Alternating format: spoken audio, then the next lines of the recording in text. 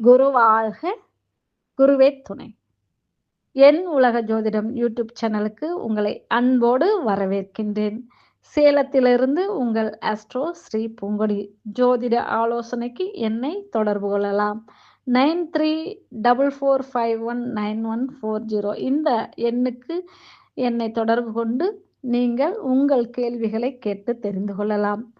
இப்போ நாம இந்த பதிவுல என்ன பார்க்க போறோம் அப்படின்னா, 27 நட்சத்திரங்களின் திருமண வரலாறு பற்றி நாம தெரிந்து கொள்வோம் இந்த பதிவில். வாங்க என்னன்னு கேட்கலாம், பார்க்கலாம். இப்போ மனமே மனிதனை ஆட்டி படைக்கிறது. மனதை ஆள்பவர் தான் சந்திர பகவான்.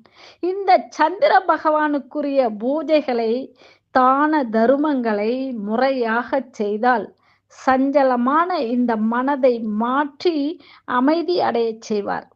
சந்திரனின் அமிர்த கிரகணங்களின் சக்தியை முழுமையாக பெற வேண்டும் எனில் பௌர்ணமி தினத்தன்று திருவண்ணாமலை கிரிவலமே செய்து வந்தால் மிகச் சிறந்தது. சரிங்களா? இந்த சந்திர பகவான் 16 கலைகளுடன் முன்பெல்லாம் விளங்கி இருக்கிறார். அவை அண்ணாமலையாரின் திருமேனியில் பட்டு பிரகாசித்து பிரதிபலித்து நம் உடலை அடைகிறது. பௌர்ணமி அன்று அண்ணாமலை கிரிவலம் வந்தால் 16 முக அதிசய தரிசனம் பெறலாம். இதனால் 16 செல்வங்களை பெறலாம் என்பது ஐதீகம். அத்ரி மகரிஷியின் பத்தினி அனுசுயா தேவி பிரம்மா, விஷ்ணு, ருத்ரமூர்த்திகளை தன் கணவனுக்காக குழந்தைகளாக்கி அவர்களுக்கு பாலூட்டி தெய்வ மூர்த்திகளுக்கே அன்னை ஆயினாள் அவள். அந்த தெய்வத்தாய் இன்றும் தன் கணவர் அத்ரி மகரிஷியுடன் பௌர்ணமி தினங்களில் மனித ரூபத்தில் கிரிவலம் வருவதாக நம்பப்படுகிறது. அண்ணாமலையாரின் கிரிவலத்தில் அவள் நடமாடி வருவதாக இன்னமும் நம்பப்படுகிறது. சந்திர பகவானின் திருமண வரலாறு பற்றி இனி தெரிந்து கொள்ளலாம். சந்திரன் முதலில் 16 கலைகளைத்தான் தினந்தோறும் பிரகாசித்தாராம். அதாவது அந்த காலத்துல இந்த 30 திதிகளுக்கு வர்றதுக்கு முன்னாடி, அவர் சாபம் வாங்குவதற்கு முன்னாடி அந்த நாளில் எல்லாம் பௌர்ணமியாகத்தான் தினமும் இருந்தார். பௌர்ணமியாகத்தான் இருந்ததாம். தட்சனுடைய சாபத்திற்கு பின்புதான் வளர்பிறை தேய்பிறை என்கிற நிலை ஏற்பட்டதாக சொல்லப்படுகிறது. அஸ்வினி முதல் ரேவதி வரை 27 நட்சத்திர தேவியரையும் சந்திரன் மனம் புரிந்து கொண்டார். மணக்கும் முன் அவர் அரிய தவ நெறிகளையும் செயற்கரிய வேள்விகளையும் இறைப்பணிகளையும் செய்ய வேண்டியிருந்தது. ஒவ்வொரு நட்சத்திரமும் விதித்த நிபந்தனைகளை நிறைவேற்றி 27 தாரகை தேவியரை அவர் மனம் புரிந்ததாக சொல்லப்படுகிறது. இந்த சந்திரன் அஸ்வினி தேவியை எப்படி திருமணம் செய்தார் என்பதை இப்போது தெரிந்து கொள்ளலாம். கைலாய பனிமலையை வெறும் காலோடு அடிப்பிரதட்சணம் செய்து அஸ்வினி தேவியை மனம் புரிந்து கொண்டாராம். இந்த நிபந்தனைகளை அஸ்வினி தேவியார் வைத்த பிறகு கைலாய பனிமலையை வெறும் காலோடு அடிப்பிரதட்சணமாக செய்து அந்த அஸ்வினி தேவியை முதலில் திருமணம் புரிந்து கொண்டிருக்கின்றார். அடுத்து பரணி தேவியை எப்படி திருமணம் செய்து கொண்டார் என்றால், கடும் வெயிலில் நீர் அருந்தாமல் இறைவனின் திருப்பாதங்கள் பட்ட இடமெல்லாம் சென்று தான தரும காரியங்கள் செய்து பரணியை கைப்பிடித்தாராம். சரிங்களா? அடுத்து கார்த்திகை தேவி. இந்த கார்த்திகை தேவியை மனம் புரிய சந்திரன் தம் தமக்கையான ஸ்ரீ மகாலட்சுமியை மூல பிரபுவாக வரிந்து 1008 துவாதசி திதிகளில் பாத பூஜை செய்து கிருத்திகா தேவியை கைப்பிடித்தாராம். லக்ஷ்மியும் நாராயணனும் பல யுகங்களில் கண்காணாத இடத்திற்கு தவம் செய்ய சென்றுவிட சந்திரன் இத்திருப்பணி செய்ய நிறைய கஷ்டங்களை அனுபவித்தாராம். இந்த கார்த்திகை தேவியை மனம் புரிய. அடுத்து ரோகிணி தேவி. இவரை கைப்பிடிக்க பௌர்ணமி திதியில் திருவண்ணாமலையில் வலம் வந்து ரோகிணியை மணம் புரிந்தாராம் சந்திரன். இறைவன் பல இடங்களில் தன் பால் நிறத்தையும் மலை ரூபத்தையும் மறைத்துவிட அந்தந்த இடங்களில் ஆசிரமம் கொண்டிருந்த கௌதமர், துர்வாசர், பரத்வாஜர், அகத்தியர் போன்ற மகரிஷிகளுக்கு சேவை செய்து இறைவனின் பால் வண்ண தரிசனம் பெற்றாராம் இந்த ரோகிணி தேவியை மனம் புரிய. சரிங்களா? அடுத்து மிருகசீரிச தேவி.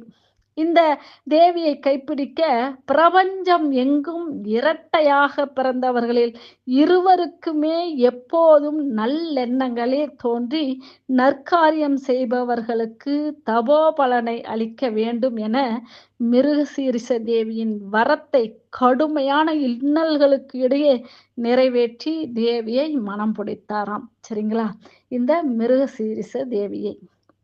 அடுத்து திருவாதிரை தேவி.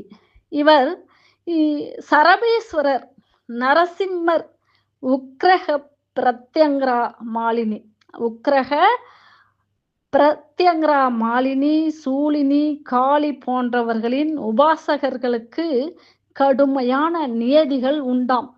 அப்போது கரணம் தப்பினால் மரணம் என்ற ரீதியில் நிபந்தனைகளை கடந்து கடைபிடித்து தேவியை கைப்பிடித்தாராம். திருவாதிரை தேவியை கரம் பிடிக்க. சரிங்களா? அடுத்து புனர்பூச தேவி. கோபம் மிஞ்சினால் விபரீதம் விளையுமாம். குறைந்தால் ஏமாற்றமும் இழப்பும் ஏற்படுமாம். சமநிலைப்படுத்தி இவை இரண்டையும் சமநிலைப்படுத்தி மக்களுக்கு அனுக்கிரகிக்க வேண்டும் என்ற புனர்பூச தேவியின் விருப்பத்தை பூர்த்தி செய்து மனம் புரிந்து கொண்டாராம் சந்திரன். அடுத்து பூசம் தேவி. இந்த பூசத்தில் திருமணம் புரிந்திட குடும்பத்தில் அமைதி நிலவும், தயாள குணம், சுமூக நிலை நிலவும். இத்தகைய உத்தம விருப்பத்தை பூர்த்தி செய்திட மனம் புரிந்து கொண்டாராம். சரிங்களா? அதனால்தான் தைப்பூசம் மிகவும் அருமையாக கொண்டாடப்படுகிறது. அடுத்து ஆயில்ய தேவி. இவள் மாட்டுப்பெண், நாத்தனார் போன்றவர்களிடையே கருத்து வேறுபாடுகள் எழுவது இயல்பு. இவை நீங்கி நிலைக்க புண்ணிய நதிகளில் தாமரை இலை தீபங்களை ஏற்றி ஹோமம், தான தருமங்கள் செய்து ஆயில்ய தேவியை திருமணம் செய்து கொண்டாராம். சரிங்களா? அதாவது புண்ணிய நதிகளில் தாமரை இலை தீபங்களை ஏற்றி ஹோமம், தான தருமங்கள் செய்து இந்த ஆயில்ய தேவியை திருமணம் செய்து கொண்டாராம் சந்திரன். அடுத்து மகம் தேவி. இவரை திருமணம் புரிய ஒவ்வொருவரும் சனி திசை, புத்தி, அந்தரம், மாரக தசை ஏற்படுகையில் மரண பயம் ஏற்படுவது உண்டு. இதை நிவர்த்திக்க வழிமுறைகளை அளிக்க வேண்டும் என்று மக நட்சத்திர தேவி கேட்க அதை பூர்த்தி செய்து மனம் புரிந்து கொண்டாராம் சந்திரன். சரிங்களா? அதனால மகத்தில் பிறந்தால் ஜெகத்தை ஆளலாம் என்பதும் ஒரு பழமொழி உண்டு. சரிங்களா? மகம் அவ்வளவு மகத்தானது. அடுத்து பூரம் தேவி. இவளை திருமணம் செய்து கொள்ள கூட்டு நாம ஜபம், நாம சங்கீர்த்தனம், ஹோமம், தானம் செய்து ஜீவன்களிடம் தெய்வீக காரியங்களை தொடரச் செய்து பூரதேவியை கைப்பிடித்து கொண்டாராம் சந்திரன். அடுத்து உத்திரம் தேவி. இவளை திருமணம் செய்து கொள்ள பஞ்சமி திதியில் பராசக்தியானவள் ருத்ர சக்தி, சத்ரு சக்தி, துவார சக்தி, விகல்ப சக்தி ஆகியவற்றை ஒளியாக பரப்புகிறாள். இந்த பஞ்சமி திதியில் நோன்பை ஏற்று மன அமைதியை தந்து சந்திரன் அருள்பாலிக்க வேண்டும் என்ற உத்திர தேவியின் விருப்பத்தை நிறைவேற்றி மனம் புரிந்து கொண்டாலாம் இந்த உத்திரம் தேவி. சரிங்களா? உத்திரத்துக்கு அவ்வளவு சிறப்பு. அடுத்து ஹஸ்தம் தேவி. இவளை திருமணம் செய்து கொள்ள தெய்வாம்சங்களை தியான யோகம், கர்ம யோகம், வேதம் போன்றவற்றின் மூலம் பெறலாம். தெய்வாம்சங்களையும் தியான யோகங்களையும் கர்ம யோகங்களையும் வேதம் போன்றவற்றின் மூலம் பெறலாம் இந்த ஹஸ்தம் தேவி பிடித்து கொண்டாள். இவற்றில் சங்கீதம் 7 வகை பிறப்பிலும் உய்வளிக்கும் சக்தி உடையது. இவற்றில் சங்கீதம் 7 வகை பிறப்பிலும் உய்வளிக்கும் சக்தி உடையது. இந்த சங்கீதத்தின் ஆத்ம விருத்தி நிலையை பெற்றுத் தர வேண்டும் என்ற ஹஸ்த நட்சத்திர தேவியின் ஆசையை நிறைவேற்றி திருமணம் செய்து கொண்டாராம் சந்திரன். சரிங்களா? அடுத்து சித்திரை தேவி. இவரை திருமணம் புரிந்து கொள்ள விசேஷ தினங்களில் கடல் ஸ்நானம் செய்தால் கர்ம வினைகள் ஒழிகின்றன. இதனை சித்திரை தேவி கேட்க பூர்த்தி செய்து மனம் புரிந்து கொண்டாராம். அதனால்தான் சித்ரா பௌர்ணமி என்று கடல் ஸ்நானம் செய்வது மிகவும் நன்மை என்று கூறுகின்றனர். அடுத்து சுவாதி தேவி. இவளை திருமணம் செய்து கொள்ள என்ன செய்தார் என்றால், ஒரே நேரத்தில் பலவிதமான எண்ணங்களில் உழல்வதால் நற்காரியங்கள் பாதியில் தடைபடுகின்றன. ஸ்திர புத்தியை மக்களுக்கு அளிக்க வேண்டும் என்று சுவாதி தேவி விருப்பப்பட நிறைவேற்றி கைப்பிடித்து கொண்டாராம் சுவாதி தேவியை. அடுத்து விசாக தேவி. இவரை திருமணம் செய்து கொள்ள குருவின் மதிப்பு மாறிடலாகாது என்று உணர்த்த குரு மண்டலம் சென்று அதற்குரிய தவங்களை மேற்கொண்டு விசாக தேவியை மனம் புரிந்து கொண்டாராம் சந்திரன். அடுத்து அனுஷ தேவி. இந்த அனுஷ தேவியை மணந்து கொள்ள இறைப்பணிகளை சீர் செய்து விதிகளை அமைத்து அறநிலை பேணுகிற தர்மத்தை வலியுறுத்தி அனுஷ தேவியை கைப்பிடித்தாராம். சரிங்களா? அதனாலதான் அனுஷம் தர்மத்தை வலியுறுத்துகிறது. சரிங்களா? அடுத்து கேட்டை. கேட்டை தேவியை திருமணம் செய்து கொள்ள அன்னதானம் போல் கன்னியாதானமும் உயர்ந்தது ஆகும். தக்க பருவத்தில் மணமாகி புனிதமான கற்புடன் பெண்கள் வாழ ஹோமம் யாகம் பூஜைகள் செய்து கேட்டை தேவியை கைப்பிடித்தாராம் சந்திரன். சரிங்களா? அடுத்து மூலம் தேவி. இவரை திருமணம் செய்து கொள்ள அவிக்ர மூலம், சாந்த மூலம், தீர்க்க மூலம், கடாட்ச மூலம் என்ற 4 வகை மூல நட்சத்திரத்தில் உண்டு. சரிங்களா? இந்த மூல நட்சத்திரத்தில் தர்ம நெறி தவறாத அரசாங்கம் உலகம் எங்கும் நிலவ வேண்டும் என்ற மூலதேவியின் விருப்பத்தை நிறைவேற்றி மனம் புரிந்து கொண்டாராம் சந்திரன். சரிங்களா? அடுத்து பூராடம் தேவி. இவரை திருமணம் செய்து கொள்ள பொருள் இல்லாததால் தடைப்படும் திருமணங்கள் அனைத்திற்கும் உதவ வேண்டும் என்ற பூராட தேவியின் விருப்பத்தை பூர்த்தி செய்து திருமணம் செய்து கொண்டாராம். ஒவ்வொரு வீட்டிலும் பூராடம் நட்சத்திரத்தில் பிறந்தவர்கள் குடும்பத்தில் அவள் பிறந்த போது அனைவருமே அனைத்து செல்வங்களையும் பெற்றிருப்பார்கள். இதை கண்கூடாக நானும் உணர்ந்திருக்கிறேன். அடுத்து உத்திராடம் தேவி.